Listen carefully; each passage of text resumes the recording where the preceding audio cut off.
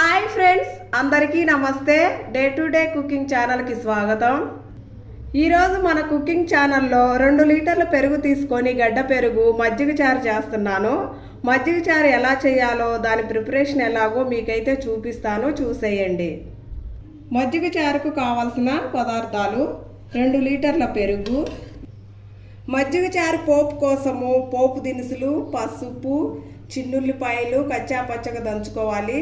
అలాగే 4 పచ్చిమిర్చి సన్నగా తరిగి పెట్టుకోవాలి. అలాగే గుప్పెడు కొత్తిమీర, ఆనియన్స్ అండి, ఒక 4-5 ఆనియన్స్ ఇలా సన్నగా తరిగి పెట్టుకోవాలి. 2 క్యారెట్ తురుము పట్టి పెట్టుకోవాలి.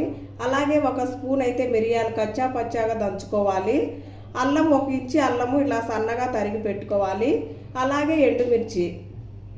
పోపు కోసం స్టవ్ మీద కడాయి పెట్టుకొని కడాయిలోని 6 స్పూన్ల ఆయిల్ వేసుకోవాలి. 2 లీటర్ల పెరుగుకు 6 స్పూన్ల ఆయిల్ వేసుకున్నాను. ఇప్పుడు ఆయిల్ హీట్ అయ్యాక పోపు దినుసులు వేసుకోవాలి. పోపు దినుసులు చిట్టుపట్టలాడాక ఎండుమిర్చి వేసుకోవాలి. ఇప్పుడు కరివేపాకు వేస్తున్నాను. ఇలా ఒకసారి కలుపుకోవాలి. ఇప్పుడు కచ్చా పచ్చాగా దంచుకున్న మిరియాల పొడి వేస్తున్నాను. ఇప్పుడు సన్నగా తరిగిన అల్లం వేసుకుంటున్నాను. ఇప్పుడు ఒకసారి కలుపుకోవాలి. కచ్చా పచ్చాగా దంచుకున్న చిన్నుల్లిపాయలు వేస్తున్నాను.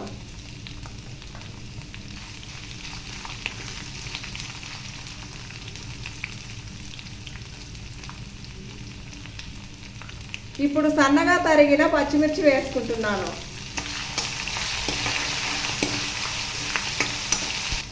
ఇప్పుడు మంచి కలర్ కోసం పసుపు వేసుకుంటున్నాను.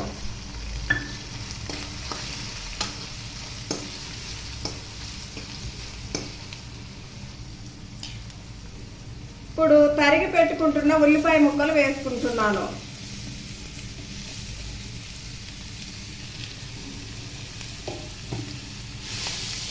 ఇప్పుడు ఒకసారి బాగా కలుపుకోవాలి.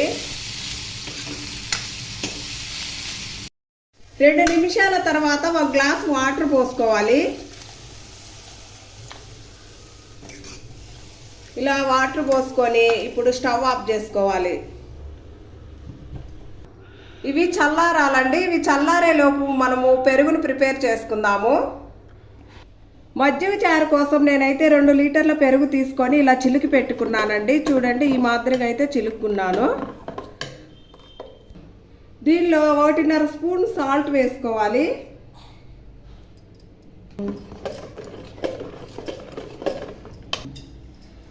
మీకు మజ్జిగ చారు చిక్కగా కావాలో లేదా పల్చగా కావాలంటే దాన్ని బట్టి వాటర్ పోసుకోండి. నేనైతే వాటర్ పోస్తున్నాను.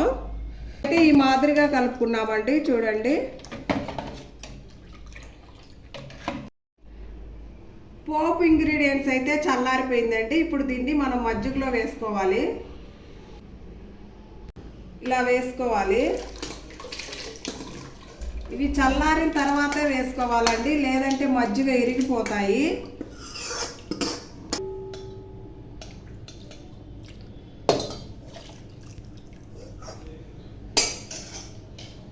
ఇప్పుడు దీనిలో మనం ముందుగా తురుము పట్టుకున్న క్యారెట్ని అయితే వేసుకోవాలి.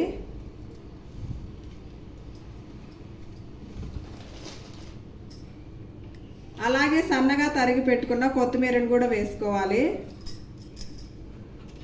ఇప్పుడు ఒకసారి బాగా కలుపుకోవాలి.